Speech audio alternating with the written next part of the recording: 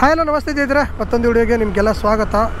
ಹೊಸ ಅಪ್ಡೇಟ್ ಏನಾರು ಇದ್ರೆ ಅಂತ ಕೇಳ್ತಾ ಇದ್ರಿ. ನೀವು ಆಲ್ರೆಡಿ ಅಪ್ಡೇಟ್ಗಳನ್ನ ನೋಡ್ತಾ ಇದ್ರಿ.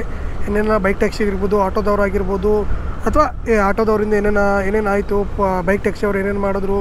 ಅದೇ ರೀತಿ ಆಟೋದವರು ಮೈಸೂರಲ್ಲಿ ಮೊನ್ನೆ ಬಂದ್ಬಿಟ್ಟು ಅವರು ಹೋರಾಟನ ಮಾಡಿದ್ರು. ಹೋರಾಟ ಮಾಡೋಕ್ಕೆ ಎಲ್ರಿಗೂ ಕೂಡ ಹಕ್ಕಿದೆ. ಅವರ ಹೋರಾಟಕ್ಕೆ ಅಂದರೆ ಅಲ್ಲಿ ಆರ್ ಟಿ ಒದವರು ಬಂದರು, ಮಾತಾಡಿದ್ರು, ಅದೆಲ್ಲ ಆಯಿತು. ಇವಾಗ ಲೇಟೆಸ್ಟ್ ಅಪ್ಡೇಟ್ ಏನು ಬಂದಿದೆ ಅಂತ ತಿಳಿಸ್ತೀನಿ. ಆರ್ ಟಿ ಒದವ್ರ ಕಡೆಯಿಂದ ಒಂದು ಸ್ಟೇಟ್ಮೆಂಟ್ ಕೊಟ್ಟಿದ್ದಾರೆ. ಆರ್ ಟಿ ಒದವರು ಏನು ಸ್ಟೇಟ್ಮೆಂಟ್ ಕೊಟ್ಟಿದ್ದಾರೆ ಅಂತ ಹೇಳ್ಬಿಟ್ಟು ಇವಾಗ ತಿಳಿಸ್ತೀನಿ. ಅದಕ್ಕೂ ಮುಂಚೆ ಏನೇ ನಮ್ಮ ಚಾನಲ್ನ ಸಬ್ಸ್ಕ್ರೈಬ್ ಮಾಡ್ಕೊಂಡಿಲ್ಲ ಅಂದರೆ ಸಬ್ಸ್ಕ್ರೈಬ್ ಮಾಡ್ಕೊಳ್ಳಿ. ಅದೇ ರೀತಿ ಬೆಲ್ ಐಕನ್ನ ಕ್ಲಿಕ್ನ ಮಾಡ್ಕೊಳ್ಳಿ. ಇವಾಗ ಮೊದಲನೇದಾಗಿ ಏನಪ್ಪ ಅಂದರೆ ಈಗ ನೋಡ್ಬಿಡೋಣ ಏನು ಸ್ಟೇಟ್ಮೆಂಟ್ ಅಂತ ಹೇಳ್ಬಿಟ್ಟು.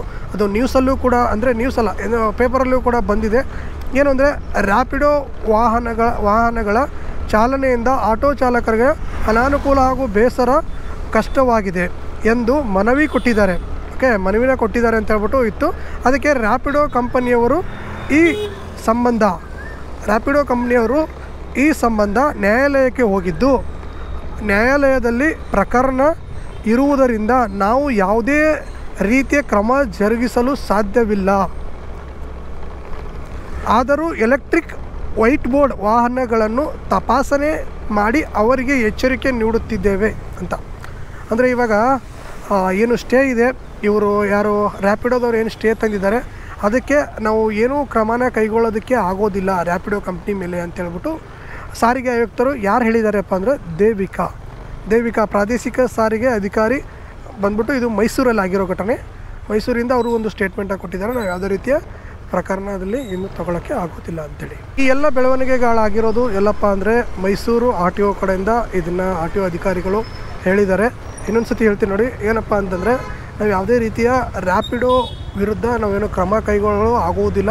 ಯಾಕಂದರೆ ಅದು ಕೋರ್ಟಲ್ಲಿ ಸ್ಟೇ ತಂದಿದ್ದಾರೆ. ಅದಕ್ಕೋಸ್ಕರ ನಾವು ಅವರ ಮೇಲೆ ಕ್ರಮನ ಕೈಗೊಳ್ಳಲ್ಲ. ಅದೇ ರೀತಿ ಎಲೆಕ್ಟ್ರಿಕಲ್ ಬೈಕ್ ಟ್ಯಾಕ್ಸಿನ ಯಾರು ಮಾಡ್ತಾ ಇದ್ದಾರೆ ಅವರಿಗೆ ನಾವು ವಾರ್ನ್ ಮಾಡ್ತಾಯಿದ್ದೀವಿ ಅಂತ ಹೇಳ್ಬಿಟ್ಟು ಅವರು ಇದರಲ್ಲಿ ತಿಳಿಸಿದ್ದಾರೆ. ಅದ್ರ ಜೊತೆಗೆ ಇನ್ನೊಂದು ಏನಪ್ಪ ಅಂತಂದರೆ, ಆದಷ್ಟು ಬೇಗ ನಾನು ಆಟೋ ಯೂನಿಯನ್ನವ್ರ ಹತ್ರನೂ ಹೋಗ್ಬಿಟ್ಟು, ಆಟೋ ಯೂನಿಯನ್ ಆಗಿರ್ಬೋದು, ಆಟೋದವರು ಯಾರಿದ್ದಾರೆ ಅವ್ರಿಗೆ ಇದರ ಬೆಳವಣಿಗೆ ಬಗ್ಗೆನೂ ಕೂಡ ಅವ್ರ ಏನು ಹೇಳ್ತಾರೆ ಅಂತ ಹೇಳ್ಬಿಟ್ಟು ಅದನ್ನು ಕೂಡ ನಿಮಗೆ ತಿಳಿಸ್ಕೊಡ್ತೀನಿ. ಆದಷ್ಟು ಬೇಗ ಅವ್ರನ್ನ ಮೀಟ್ ಮಾಡ್ತೀನಿ.